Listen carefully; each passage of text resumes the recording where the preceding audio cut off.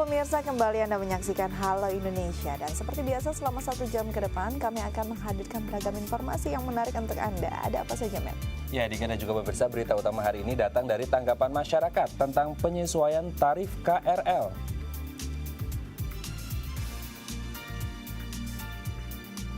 Ada pula Pemprov DKI yang pastikan ketersediaan lahan makam di Jakarta.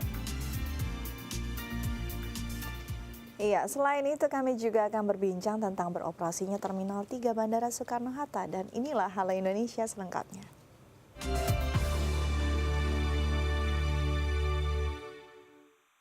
Pertanggal 1 Oktober 2016 nanti rencananya akan dilakukan penyesuaian tarif kereta rel listrik untuk seluruh relasi sebesar Rp1.000. Ya, hal ini dilakukan untuk meningkatkan kualitas pelayanan KRL. Lalu bagaimana tanggapan masyarakat? Berikut selengkapnya. Mulai 1 Oktober 2016, tarif kereta rel listrik atau KRL Jabodetabek akan mengalami penyesuaian sebesar Rp1.000. Penyesuaian ini sesuai dengan Peraturan Menteri Perhubungan Nomor 35 Tahun 2016 tentang tarif angkutan orang dengan kereta api pelayanan kelas ekonomi untuk melaksanakan kewajiban pelayanan publik.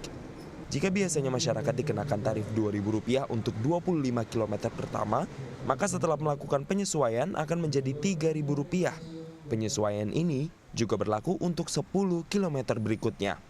Pihak KCJ mengklaim bahwa penyesuaian tarif ini telah mempertimbangkan kemampuan daya beli masyarakat yang semakin meningkat. PT KCJ pun melakukan penambahan investasi dengan penambahan kapasitas angkut dengan memperpanjang rangkaian KRL menjadi 12 kereta dalam satu rangkaian, serta membeli 60 unit KRL baru dari Jepang di tahun 2016 ini. Lalu, bagaimana tanggapan masyarakat terkait hal ini? Saya pribadi sih nggak keberatan ya, gitu. Karena emang menurut saya selama ini sih tarif kereta udah murah, gitu. Jadi mungkin kalau naik 1.000 sih nggak terlalu mahal, gitu. Ya kalau menurut saya sih keberatan sih enggak ya, karena emang saya akuin fasilitas dari semua transportasi yang paling bagus itu menurut saya kereta. Ya keberatan saya, karena persoalannya pelayanannya jauh dari memadai. Itu kalau naik sih boleh, dengan catatan kalau kondisinya kayak begitu, penumpangnya umpal-umpalan kayak sarden gitu mau naik gitu loh. Gitu, jadi harus match lah, harus seimbang lah antara mau naik, lihat dulu keadaannya. Udah bagus, jauh lebih bagus daripada dulu. Udah lebih bagus, bersih, nggak seperti dulu lah. Cukup membantu karena menjadi solusi gitu bagi orang banyak gitu. Di antaranya terhindar dari macet. Ya kan, memang kalau bicara kenyamanan mungkin ya susah kita bilang nyaman, namanya sempit ya kan, sumpek. Terkadang juga mungkin beberapa waktu mungkin agak telat karena semakin bertambah banyaknya penumpang kan otomatis ritme waktu itu kan semakin ini kan telat gitu loh. Transportasi rakyat yang harus disubsidi harus lebih besar gitu loh. Ya kan, negara bisa melalui PJKA itu harus ditambah supaya nggak belum-belan gitu loh. Nyaman dan makin baik kalau aku rasa, karena AC-nya makin terasa. Lebih baik lagi aja pelayanannya. Gitu. Jadi mungkin untuk ya lebih baik lah dari sisi pelayanan, lebih baik lagi. Gitu. Kalau perlu mungkin antrian bisa lebih dikurangi, gitu. Jadi selama ini kan kita lihat ngantri panjang ya, gitu ya, mungkin bisa agak lebih mengurangi gimana caranya, gitu. Tapi kalau nambah gerbong sepertinya menjadi solusi karena secara otomatis sekarang orang banyak beralih ke kereta sepertinya begitu. Perbaikan sih ya tinggal perbanyak toilet mungkin ya, sama kalau bisa sih perbanyak lagi KRL-nya biar kita nggak telat gitu ke sekolah. Tambah bangku aja kali ya, karena masih suka penuh gelantungan gitu. Baik, kita beralih ke informasi lainnya pemirsa. Pemerintah Provinsi DKI Jakarta memastikan bahwa warga tak perlu resah tentang ketersediaan lahan makam di DKI Jakarta. Iya, beberapa upaya pun dilakukan pemerintah Provinsi DKI Jakarta untuk memenuhi kebutuhan masyarakat serta menertibkan prosedur pelayanan makam dengan sistem satu pintu. Perbaikan layanan terus diupayakan Dinas Pertamanan dan Pemakaman DKI Jakarta, terutama masalah lahan pemakaman. Seperti yang terlihat di TPU Joglo, Dinas Pertamanan dan Pemakaman berhasil menemukan kembali 19 lahan kosong yang bisa digunakan warga sebagai lahan pemakaman. Jafar Muslihin, Kepala Dinas Pertamanan dan Pemakaman DKI Jakarta mengatakan, masyarakat tidak perlu resah dan khawatir terkait ketersediaan lahan pemakaman. Sebab Pemda DKI tengah gencar berupaya menata ulang lahan pemakaman. Terlebih belakangan beredar informasi banyaknya petak makam yang sudah dipesan, sehingga tidak bisa digunakan bagi warga yang meninggal dunia. Ini barusan saya kasih data ke teman-teman juga, itu ada 522, tapi barusan saja bergerak lagi menjadi 542. Jadi 542 ini artinya bahwa kita mempunyai cadangan ya, artinya sudah mempunyai lagi. Tuh, kemudian dari itu bahwa yang sudah kita lakukan pemerataan itu ada di posisi lebih 300 lebih ya, sudah kita lakukan pemerataannya. Sehingga ini dipersiapkan, ini artinya bahwa masyarakat masih nggak usah khawatir. Kita terus berupaya mencari itu. Selain itu juga kita berupaya untuk melakukan pembebasan lahan. Saat ini, Dinas Pertamanan dan Pemakaman juga mengembangkan layanan online bagi warga yang membutuhkan lahan makam. Selain itu, warga juga bisa memeriksa ketersediaan makam yang ada di DKI Jakarta melalui pelayanan terpadu satu pintu. Solusi penuh itu bisa dilakukan dengan cara makam tumpang bagi keluarga, yang artinya ada hubungan keluarga. Itu makam tumpang. Jadi dalam satu makam itu bisa dimakamkan lagi jasadnya di situ. Nah ini adalah dalam rangka salah satu ya, upaya untuk memberikan ketersediaan. Ini yang alternatif terakhir ya. Kemudian juga ada yang namanya makam daluarsa. Makam daluarsa juga ini termasuk diberikan kesempatan kepada yang jenazah-jenazah yang dimakamkan, termasuk dalam rangka upaya memberikan ketersediaan pelayanan kepada masyarakat. Aprisani Angelin, Herdin Askolani, DAI TV. Ya, pemirsa, akhir pekan lalu Presiden Joko Widodo beserta Ibu Negara dan sejumlah Menteri Kabinet Kerja menghadiri acara Karnaval Kemerdekaan Pesona Danau Toba tahun 2016. Ya, pada kegiatan ini berbagai atraksi budaya dari berbagai provinsi di Indonesia disajikan untuk masyarakat. Pemirsa, saat ini saya sedang berada di Pantai Bebas Parapat, Kabupaten Simalungun, Sumatera Utara. Selama 2 hari, beberapa daerah di kawasan Danau Toba ini menjadi lokasi untuk penyelenggaraan Karnaval Kemerdekaan Pesona Danau Toba. Seperti kita ketahui bahwa Presiden Jokowi saat ini sedang fokus untuk mengembangkan kawasan Danau Toba ini menjadi destinasi, tidak hanya destinasi daerah maupun nasional, melainkan juga tingkat internasional. Pemerintah juga sudah membentuk badan otorita yang bertugas untuk perbaikan dan juga pengembangan di segala bidang, baik itu bidang lingkungan, pengembangan masyarakat, aset, dan juga infrastruktur. Ya, sesuai dengan Peraturan Presiden Nomor 49 Tahun 2016 tentang pembentukan Badan Otorita Danau Toba, maka pengembangan destinasi Danau Toba mengacu pada 3 hal, yaitu atraksi, aksesibilitas, dan amnesti. Kementerian Pariwisata Indonesia memastikan bahwa pencapaian jumlah penumpang melalui Bandara Silangit yang merupakan salah satu akses yang disediakan menuju kawasan Danau Toba mengalami perkembangan. Di mana sebelumnya jumlah pengunjung hanya 5.000, kini mencapai 15.000 per bulannya.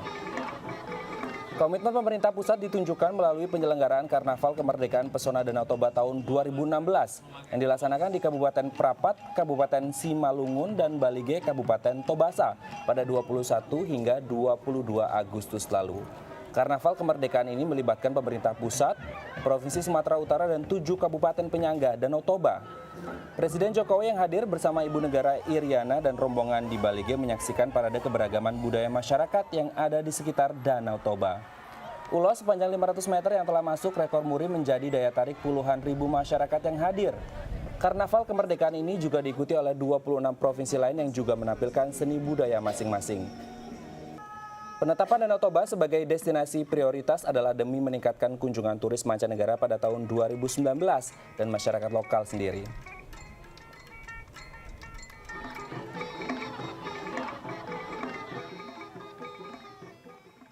Nah, jadi kalau di sini atraksi utamanya selain cultural tentu yang bagus adalah nature.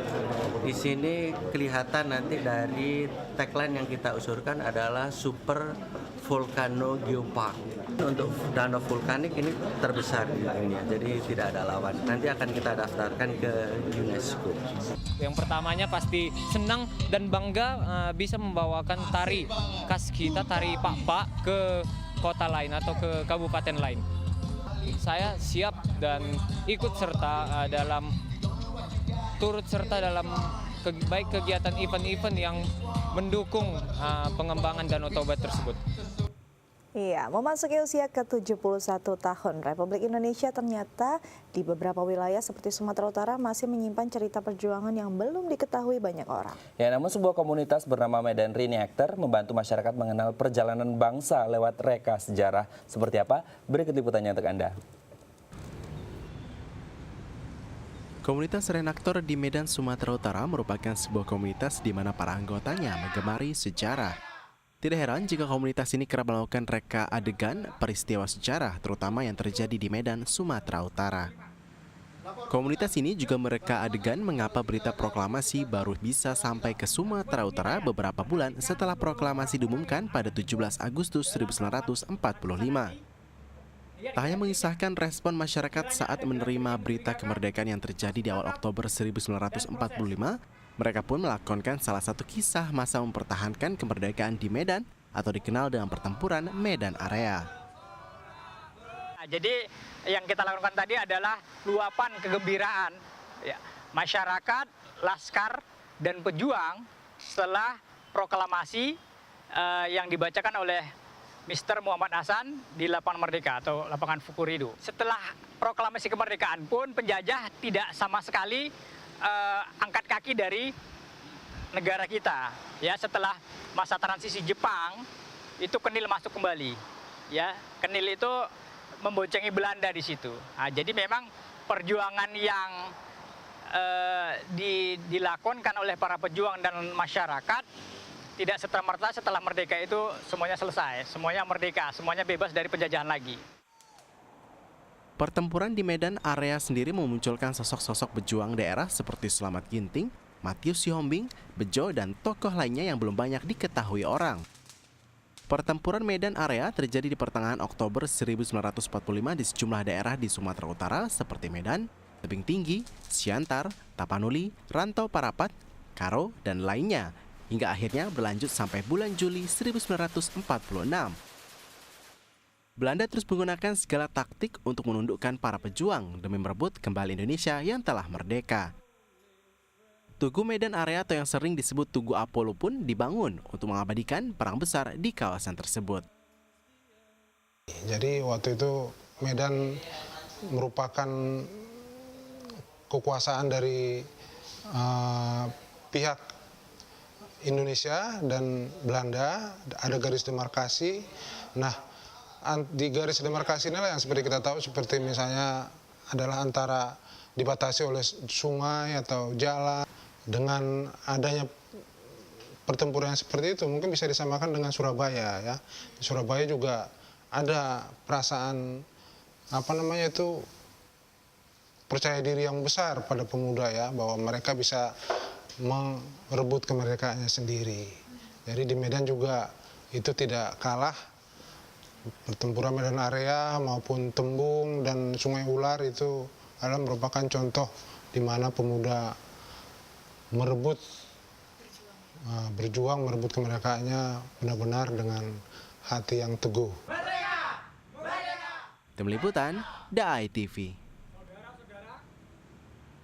Selanjutnya kita akan berbincang tentang beroperasinya Terminal 3 Bandara Soekarno-Hatta. Namun setelah jeda berikut tetap bersama kami di Halo Indonesia.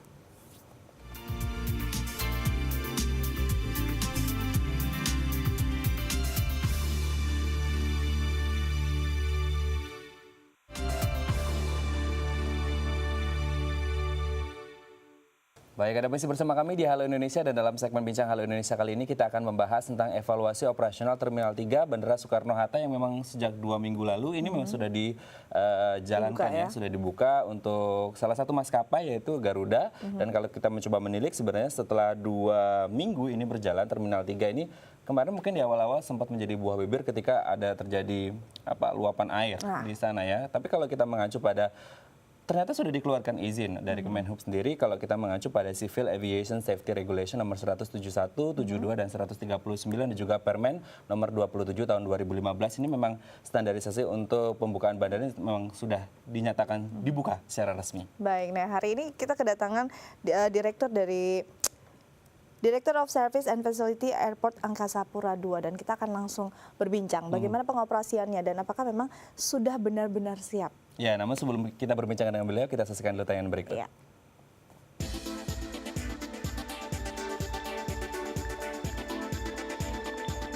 Seperti inilah Terminal 3 Bandara Soekarno-Hatta setelah melewati waktu 3 tahun pembangunan. Secara fisik, konsep bangunan Terminal 3 cukup berbeda dengan Terminal 1, 2, dan Terminal 3 existing. Terminal 3 ini memiliki desain bangunan yang modern dan futuristik. Bangunan seluas 422.000 meter persegi dengan panjang 1 km ini dilengkapi dengan berbagai sistem keamanan terkini. Salah satunya kamera CCTV yang ada di setiap sudut bangunan.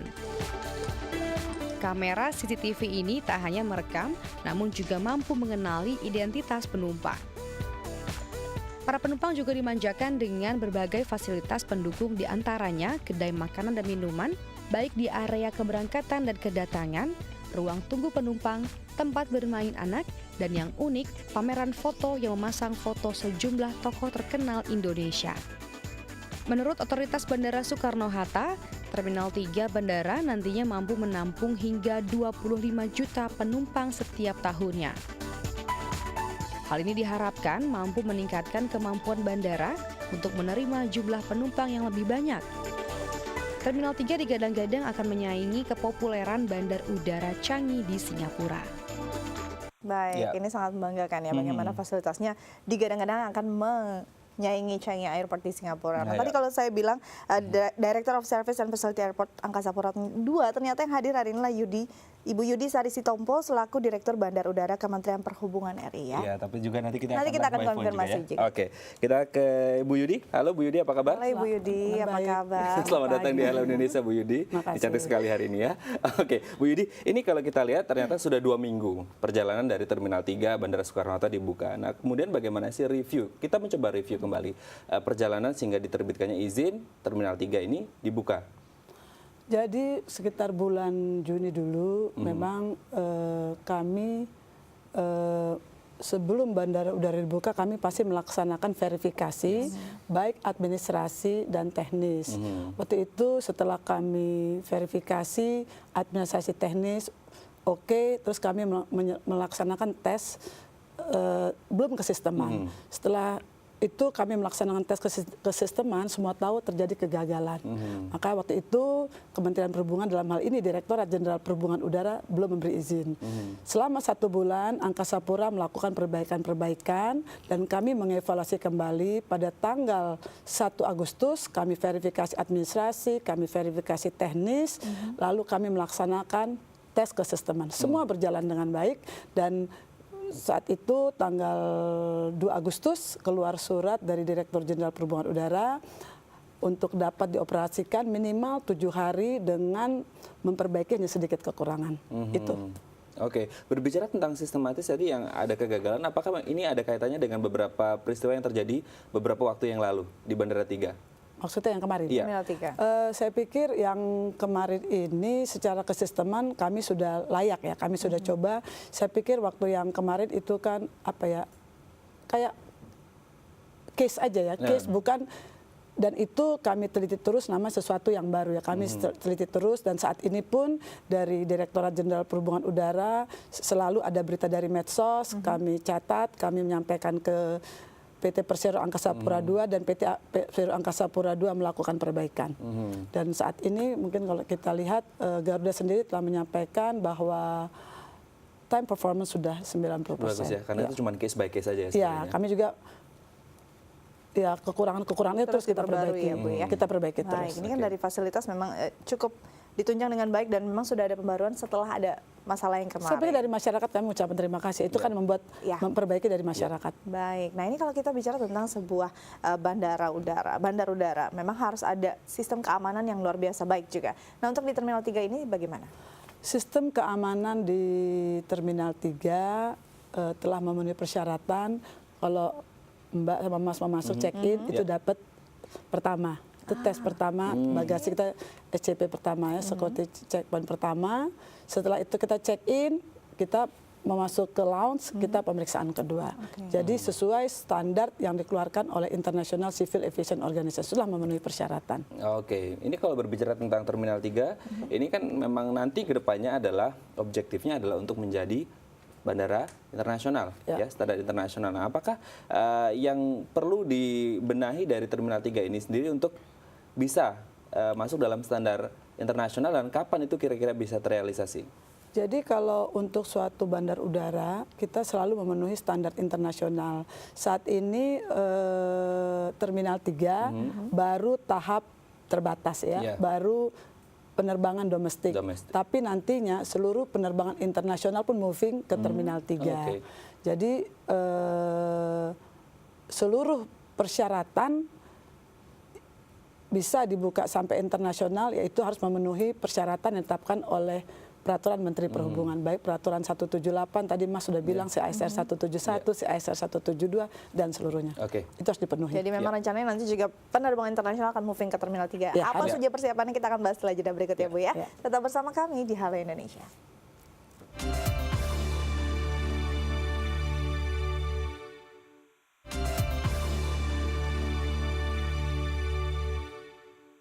Baik, Anda masih bersama kami di segmen Bincang Halo Indonesia. Ini kalau kita melihat Terminal 3 ini sangat luar biasa ya. Kita seperti berada di luar negeri dan ini adalah salah satu mahakarya Indonesia sendiri yang harus kita apresiasi. Perihal beberapa hal yang peristiwa terjadi yang beberapa waktu lalu, ya kita tahu NIP ya, nothing is perfect ya. Tidak ada yang sempurna di dunia ini. Makanya kita terus berkembang untuk menjadi lebih baik, termasuk Terminal 3 Bandara Soekarno Hatta. Makanya diharapkan juga masyarakat untuk bijak melihatnya ya. Betul sekali. Kita kembali ke Bu Yudi. Bu Yudi, tadi sebelum break kita berbicara tentang persiapan. Nah, bagaimana persiapan dari Terminal 3 ini sendiri ke depannya, dan tadi belum terjawab sebenarnya kapan akan terrealisasi menjadi terminal internasional. Apakah ada target sendiri yang akan dicapai? Ya, perencanaan akan dibuka full seluruhnya, yaitu insya Allah Maret 2017 kita akan mengembangkan dari yang domestik dan seluruh penerbangan internasional masuk ke Terminal 3. Jadi saat ini kita prepare seluruhnya, persyaratan-persyaratan yang perlu untuk penambahan menjadi terminal internasional. Kan kalau terminal internasional kan hanya perbedaannya adanya imigrasi, adanya bea cukai. Jadi kita terus berkolaborasi, kita mengadakan rapat-rapat terus untuk mempersiapkan itu semuanya. Tapi sebenarnya kalau berbicara tentang bandara internasional, apakah nanti akan ada audit dari badan internasional sendiri atau memang sudah ini bandara Terminal 3 ini sudah memenuhi standar internasional? Peraturan-peraturan yang kami susun itu selalu mengikuti persyaratan standar internasional dalam aneks, dalam International Civil Aviation Organization. Jadi yang kami adopt seluruh persyaratan kami itu dari luar, dari ICAO, standar jadi internasional. Memang sesuai standar internasional. Sesuai standar internasional. Mungkin ada hal-hal tertentu, mungkin seperti peraturan menteri kita buat seperti kenyamanan, itu semuanya lain. Nah, ini bicara kenyamanan, saat ada kedatangan pasti ada yang menjemput. Nah, ini kalau dari parkir, area penjemputan, kadang-kadang kita harus masuk bandara berjejal, lalu macet, dan juga parkirnya cukup mahal mungkinnya. Ini ada yang berbeda nggak di Terminal 3? Jadi untuk Terminal 3 kami rasa ini untuk penjemputan dan baik pun untuk pengantar, kami mengharap itu kan sudah ada gedung untuk parkir. Mudah-mudahan seluruh pengguna jasa bandar udara memanfaatkan fasilitas yang telah disiapkan. Untuk itulah salah satu kenyamanan. Jadi mungkin kalau kita baca di medsos, macet atau segala macam, karena para pengguna itu tidak mengikuti aturan gitu. Itu yang kami harapkan para pengguna habis drop zone mungkin mau ikut mengantar ke dalam, silahkan mobil langsung ke parkiran. Dan saat ini pun belum ada penarikan pembayaran. Baik, jadi bisa dibilang kalau sesuai aturan pasti kenyamanan juga pasti tercapai. Ya, baik. Pasti. Ini sudah 2 minggu beroperasi. Kita mau lihat bagaimana evaluasinya dalam tayangan berikut ini. Beberapa hari pasca resmi dioperasikan pada tanggal 9 Agustus 2016, Terminal 3 Ultimate Bandara Soekarno-Hatta, Tangerang, Banten justru menjadi perbincangan di media massa. Bukan karena kecanggihan dan kelengkapan fasilitas yang ditawarkan, namun karena banjir yang akhirnya berdampak pada ketidaknyamanan penumpang. Beberapa petugas kebersihan yang ada di Terminal 3 baru Bandara Soekarno-Hatta pun terlihat sibuk membersihkan genangan air yang menggenang di pelataran pintu keberangkatan. Air setinggi 5 hingga 10 cm ini menggenang lantaran hujan deras, disertai angin kencang yang turun sejak Minggu 14 Agustus 2016. Selain genangan air, beberapa titik kebocoran juga terlihat di pelataran gedung terminal. Para penumpang juga terlihat kesulitan berteduh lantaran bangku untuk tempat duduk yang masih kurang. Tak pelak kondisi ini memunculkan tanggapan masyarakat yang menyatakan bahwa Terminal 3 Ultimate belum siap untuk dioperasikan atau terkesan dipaksakan. Sumber genangan sendiri diduga berasal dari beberapa titik air yang tampak tersendat, dan walhasil air mengalir luas tak hanya keluar lobi, tapi juga ke dalam ruangan terminal. Pihak Angkasa Pura pun hingga kini masih terus berupaya menyempurnakan beberapa hal yang masih menjadi kekurangan guna menghindari terjadinya kejadian serupa. Baik, belum siap dan terkesan dipaksakan. Tanggapan Ibu? Saya pikir untuk kejadian kemarin itu bukannya belum siap ya. Itu mungkin beberapa hari yang lalu PT Persero Angkasa Pura II telah menyampaikan melakukan perbaikan.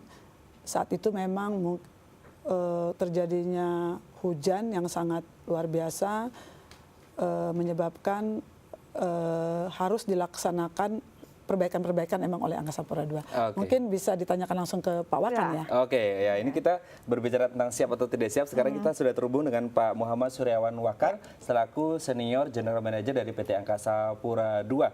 Kita langsung sapa beliau. Halo Pak Wakan. Selamat pagi Pak. Selamat pagi Mas Mat. Oke, Pak Wakan, ini kalau kita lihat sudah 2 minggu berjalan nih Pak, Terminal 3 Bandara Soekarno-Hatta dijalankan. Nah, bagaimana kemudian review terakhir operasional yang ada di Bandara Terminal 3 ini? Baik, terima kasih Mas Met dan Mbak Ika serta Ibu Direktur Bandar Udara Ibu Yudhistari. Jadi berkaitan dengan pengoperasian Terminal 3, kita sudah melakukan upaya-upaya perbaikan. Nah, diantaranya seperti kita ketahui bahwa beberapa waktu yang lalu terjadi genangan air di sisi plaza area publik. Nah, saat ini sudah relatif selesai. Kita lakukan sodetan aliran menuju kepada sungai yang berada di depan terminal. Kemudian juga kita menambah papan petunjuk informasi bagi para pengguna jasa, baik yang akan berangkat maupun yang datang. Khusus pengaturan lalu lintas di sisi kedatangan, kebetulan ada 4 fasilitas lajur kendaraan, di mana kami sudah rekayasa, kami tetapkan bahwa lajur 1 dan lajur 2 itu kami berikan untuk taksi dan kendaraan jenis lainnya untuk PEX. Kemudian untuk lajur 3, kita arahkan khusus menuju gedung parkir. Baik, ini kalau dilihat, ya Pak Wakan, kalau dilihat selain kendala yang kemarin ada genangan air, apakah memang ada kendala-kendala lain yang dihadapi selama 2 minggu pengoperasian Terminal 3 Bandara Soekarno-Hatta?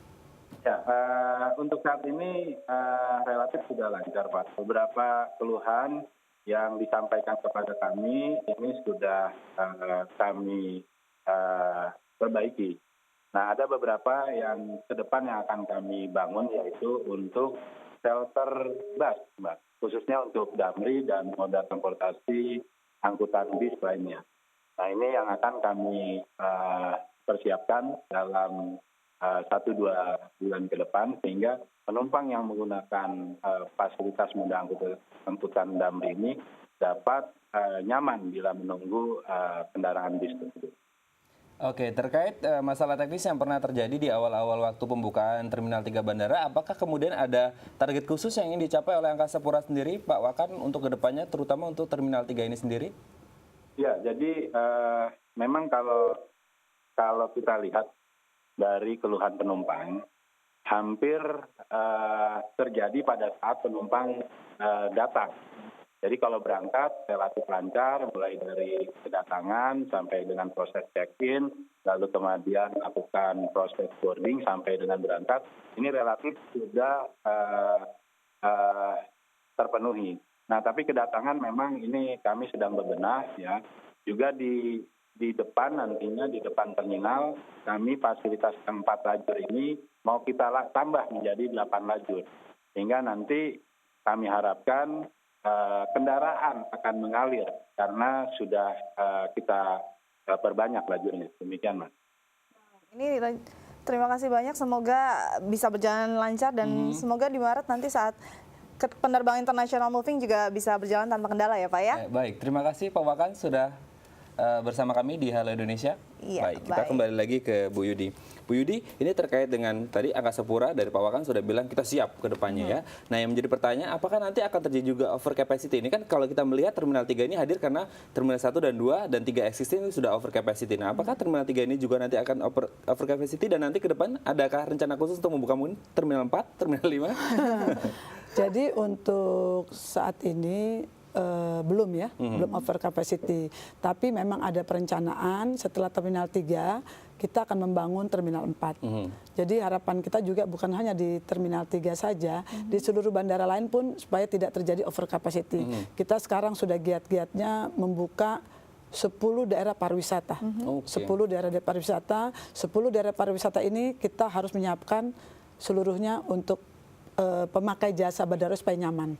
Jadi kita akan terus mengembangkan tidak hanya di Angkasa Pura 2 Terminal 3, tapi bandara-bandara lain kita membuat senyaman mungkin dalam pemakaian jasa bandar udara. Jadi fasilitasnya akan terus ditingkatkan, tidak hanya di Terminal 3 tapi juga di bandara-bandara lain. Nah, ini bagaimana kabarnya dengan yang sudah ada? Apakah nantinya akan ada peningkatan fasilitas? Kita akan bincang setelah jeda berikut ya Bu ya. Tetap bersama.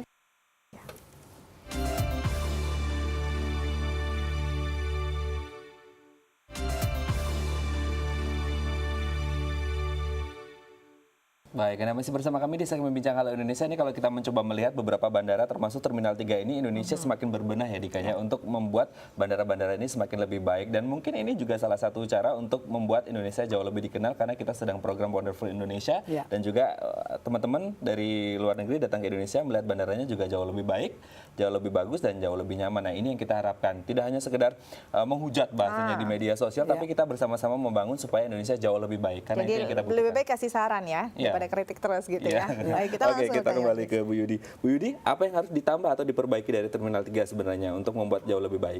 Terminal 3 saya rasa sudah cukup baik ya. Tinggal kita tambah yaitu kenyamanan. Mungkin kita rasakan kedinginannya masih kurang, tapi saya yakin setelah seluruhnya dibuka, internasional dibuka, sistem sistem suhunya itu pasti akan normal. Memang ada standar dari peraturan menteri itu minimum 25 derajat. Baik. Jadi itu yang akan kami kejar terus PT Persero Angkasa Pura untuk mengikuti aturan-aturan untuk pengguna jasa. Jadi benar-benar sesuai standar internasional nantinya. Nah, kalau kita berbicara Terminal 3 oke di Jakarta, di ibu kota, di Tangerang sebenarnya. Nah, ini rencananya dalam jangka pendek, bandara mana yang memang akan dibuat hampir sama? Kalau hampir sama belum ya, cuman ada rencana pemerintah akan membangun di Kertajati, ya di Kertajati sekarang sedang dibangun, itu tidak seluas Soekarno-Hatta ya, tapi juga Kertajati Internasional. Saat ini sudah dibangun dalam taraf pembangunan oleh pemerintah yaitu runway, apron, dan taxiway. Dan dari pemerintah daerah sedang membangun di segi landside-nya. Dan juga nanti pun akan dibangun Kulon Progo, pengganti daripada Bandara Adi Sucipto berbau internasional. Itu kami harap, pengharapan pemerintah mungkin mudah-mudahan 2020 ya, Kulon Progo, dan kemarin pun kami bersama anggota Dewan kalau Kertajati diharapkan beroperasi di 2018. Oke, tapi sebenarnya kita mencoba memandang ke depan, Bu. Kan kita selalu dalam progres selalu lebih baik. Nah, apakah Terminal 3 ini juga optimis akan bisa disejajarkan at least dengan Changi? Saya pikir, saya yakin dan optimis Terminal 3 akan bisa sama atau lebih dari canggih. Kita bisa lihat di saat itu masuk, kita mempunyai satu budaya ya yang tidak ada di Changi ya. Changi tidak ada di Changi ya. Kita art kita pas masuk situ kita menjual art, kita menjual budaya kita. Mungkin kalau kita pas masuk saat ini, kemarin saya ke situ saya lihat yang kita jual seni artnya itu batik, bagaimana membuat batik, bagaimana itu yang tidak ada ya di Mungkin Changi. kalau di sana sophisticated technology, kita mengedepankan art and culture ya. Iya. Oke. Ya. Dan lain-lain juga kita seperti check-in, kita nanti bisa self check-in. Di Changi ada, di kita ada. Sistem baggage handling sistemnya semua pun terbaca otomatis, ini juga otomatis. Sistem security pun, keamanan pastinya pun, ya mungkin saya tidak bisa detail, tapi itu di dalam situ lebih dari 200 CCTV. Wow. Jadi sampai Mbak nanti bisa kalau ada apa-apa bisa mungkin dilihat itu. Oke, ini semoga berjalan dengan baik. Tidak hanya ini 2 minggu, bertahun-tahun dan juga akan menyebar ke seluruh Nusantara ya Bu. Terima kasih untuk kehadirannya, sukses terus. Ya, terima kasih. Baik, terima kasih. Kita masih punya banyak informasi menarik lainnya, pemirsa, tetap bersama kami di Halo Indonesia.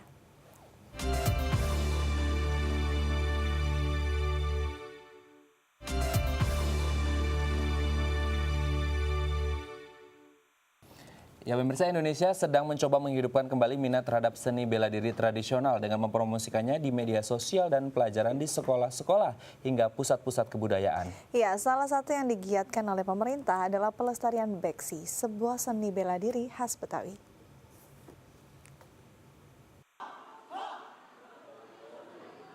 Para siswa SMA di ibu kota ini sedang memperdalam keterampilan seni bela diri mereka. Tetapi ini bukanlah kelas latihan biasa. Ini merupakan kelas beksi, sebuah bentuk seni bela diri tradisional yang dipraktekkan oleh kelompok etnis Betawi asli Jakarta. Seorang guru bela diri legendaris berkebangsaan Tionghoa Indonesia, Lee Cheng-oh, mulai mengajar beksi di Kabupaten Tangerang pada awal abad ke-19. Popularitasnya kian melesat ke ibu kota hingga diadopsi oleh warga Betawi. Nama beksi sendiri berasal dari istilah Tionghoa yang berarti pertahanan dari 4 arah. Seni bela diri ini menjadi sangat populer, di mana awalnya para pengikutnya berlatih secara diam-diam di bawah kegelapan untuk menghindari pengawasan kolonial Belanda. Basir Bustomi dari Red Beksi Foundation telah mengajar beksi sebagai program ekstrakurikuler sekolah sejak tahun 2010. Kini yayasan tersebut melatih siswa yang ada di 5 sekolah di Jakarta. Saya mau membentuk generasi muda terutama yang Betawi atau umumnya juga, supaya dia bisa mencintai seni budaya, terutama main pukul asli Indonesia, terutama Betawinya. Kelompok etnis Betawi memiliki setidaknya 12 macam seni utama bela diri. Yang membuat beksi menonjol ialah gerakannya yang cepat, serta strategi penyerangan dan pertahanannya yang dilakukan di waktu yang sama. Pengen ngelestariin budaya juga buat jaga diri, maksudnya ngebantu orang yang misalnya ada jahat di jalan, mau dibantu sebisa mungkin karena udah belajar gitu. Instansi terkait di Provinsi DKI Jakarta mengeluarkan peraturan daerah tahun 2015 yang mempromosikan pelestarian budaya Betawi di kantor-kantor pemerintah, hotel, sekolah, dan fasilitas umum lainnya, termasuk pengajaran seni bela diri Betawi. Hasilnya berbagai organisasi Betawi seperti Four Stars Beksi Foundation merekrut banyak anggota baru. Four Star Beksi Foundation memiliki 10 pusat pelatihan di sekitar Jakarta dan secara aktif mempromosikan budaya Betawi kepada generasi muda melalui akun media sosialnya. Sedini mungkin kita memberikan proteksi kepada anak-anak muda. Yang berikutnya sebenarnya ada filosofis yang lebih mendalam lagi, pendidikan pencaksilat beksi itu untuk menanamkan rasa disiplin kepada anak-anak muda untuk lebih tertata hidupnya. Gitu. Silat umumnya atau silat beksi pada khususnya memang menjadi salah satu unsur atau simbol dari masyarakat Betawi. Kalau kita misalnya lihat ada upacara adat Betawi, maka salah satu unsur penting di dalam buka palang pintu dalam perkawinan Betawi itu adalah silat. Ia menambahkan bahwa ajaran seni bela diri Betawi memiliki nilai yang lebih penting dari sekedar pertahanan diri, karena seni ini juga mengajarkan orang tentang disiplin, keadilan, pertumbuhan mental, serta membantu orang lain dalam masyarakat. Ya, pemirsa, siapa sangka berawal dari ide untuk menyelamatkan tanaman mangrove di sekitar tempat tinggalnya, kini Jumiati menjadi tokoh perempuan yang menginspirasi bagi kaum perempuan lainnya yang ada di desanya. Ya, penasaran seperti apa sosok Jumiati dan apa gerakan cinta lingkungan yang ia giatkan? Berikut ini liputan khas redaksi kami. Bermodalkan kepedulian pada kondisi lingkungan pesisir, Jumiati, warga pesisir Seinagalawan, Serdang, Bedagai, Sumatera Utara, berupaya merehabilitasi kawasan mangrove di sekitar tempat tinggalnya. Didukung sang suami Sutrisno, proses rehabilitasi dilakukan sejak 12 tahun yang lalu. Upaya yang dilakukan menginspirasi masyarakat lain. Namun, di balik apresiasi, banyak hambatan yang dihadapi, terutama dalam pembentukan mental masyarakat untuk tidak menebang hutan sembarangan. Untuk meningkatkan perekonomian kaum perempuan di desanya, tahun 2005, Jumiati menggagas kelompok pemberdayaan perempuan yang beranggotakan pada istri nelayan. Ia memfokuskan pada kegiatan pembuatan produk makanan berbahan dasar mangrove. Salah satunya adalah kerupuk. Pembuatan kerupuk mangrove pun relatif sederhana, yaitu dengan memanfaatkan daun mangrove dan bumbu seperti bawang. Sebelumnya adonan berupa tepung telah dipersiapkan. Adonan inilah yang kemudian dicampurkan dengan daun mangrove yang telah dihaluskan dan bercampur dengan bumbu. Pembuatan adonan kerupuk ini berlangsung kurang lebih 2 jam, hingga adonan kerupuk siap dicetak sesuai dengan ukuran yang ditetapkan. Kita mulai penanaman waktu itu tahun 2004. Jadi 2004 kita mulai penanaman, 2006 ada teman kawan yang ngasih informasi lah bahwa ada beberapa jenis mangrove itu yang bisa diolah menjadi makanan. Jadi kita coba belajar dari 2006 sampai 2009. Jadi proses 2006 sampai 2009 itu kita mengelola sendiri dengan cara kita, terus cari informasi sendiri, tapi memang kita banyak keterbatasan waktu itu untuk bagaimana mengolah beberapa jenis mangrove ini menjadi makanan. Jadi waktu itu kita pilih salah satunya itu jenis juruju. Jadi kita olah menjadi teh juruju dan kerupuk juruju.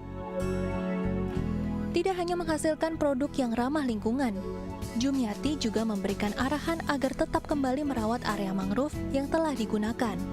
Edukasi tentang mangrove ini pun telah dikonsep secara luas, di mana kawasan yang dikembangkan oleh Jumiati dengan dukungan swadaya masyarakat telah berfungsi juga sebagai kawasan wisata, Kampung Nipah, Kampung Wisata Mangrove.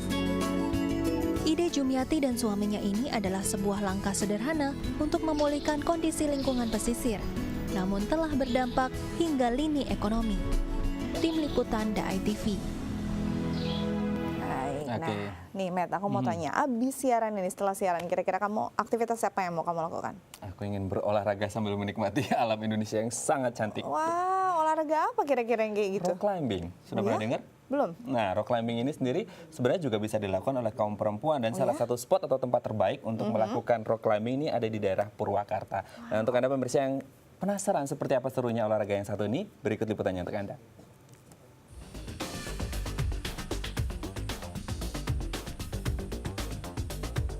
Anda ingin berolahraga sambil menikmati keindahan alam Indonesia? Rock climbing bisa menjadi alternatifnya. Ya, olahraga yang menggabungkan aktivitas mendaki gunung dengan panjat tebing ini kerap menjadi pilihan bagi para pecinta alam. Karena selain bisa menyusuri tebing, rock climbing bisa melatih keseimbangan tubuh Anda. Rock climbing berbeda dengan wall climbing, meskipun keduanya adalah kegiatan memanjat. Namun rock climbing biasanya dilakukan pada dinding tebing berupa batuan keras, seperti andesit dan limestone.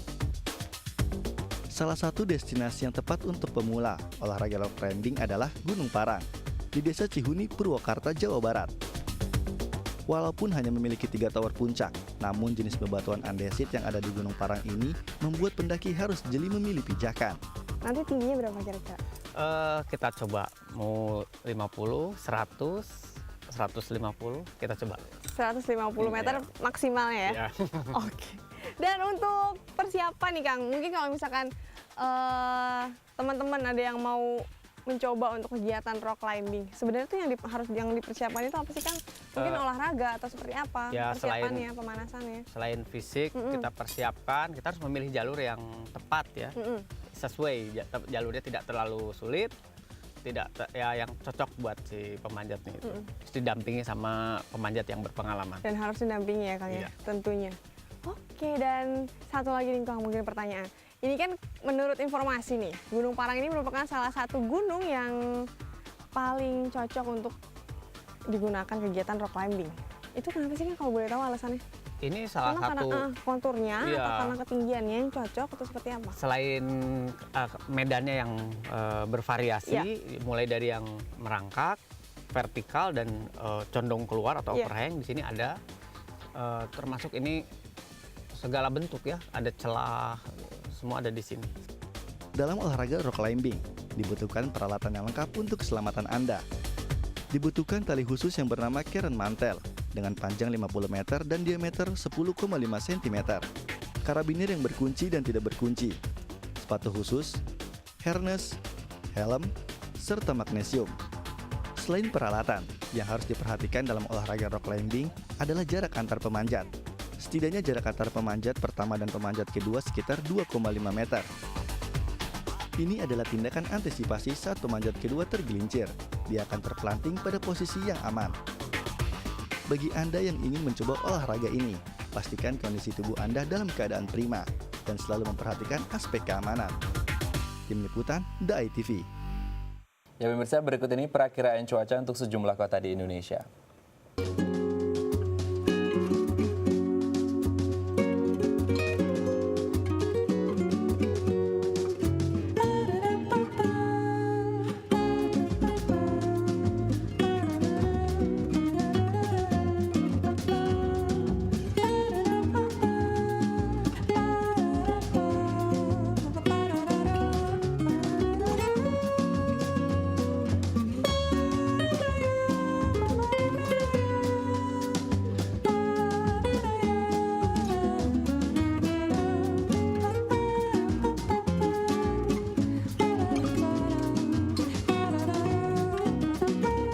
Ya, pemirsa, sekian perjumpaan kita hari ini. Saksikan terus Halo Indonesia dari Senin hingga Jumat di waktu yang sama. Ya, jangan lupa follow Twitter kami di @daya_tv dan @haloindo.tv. Akhir kata saya Astia Dika. Dan saya Raden Madlias, mewakili seluruh kru yang bertugas. Mohon pamit undur diri. Sampai jumpa dan selamat beraktivitas.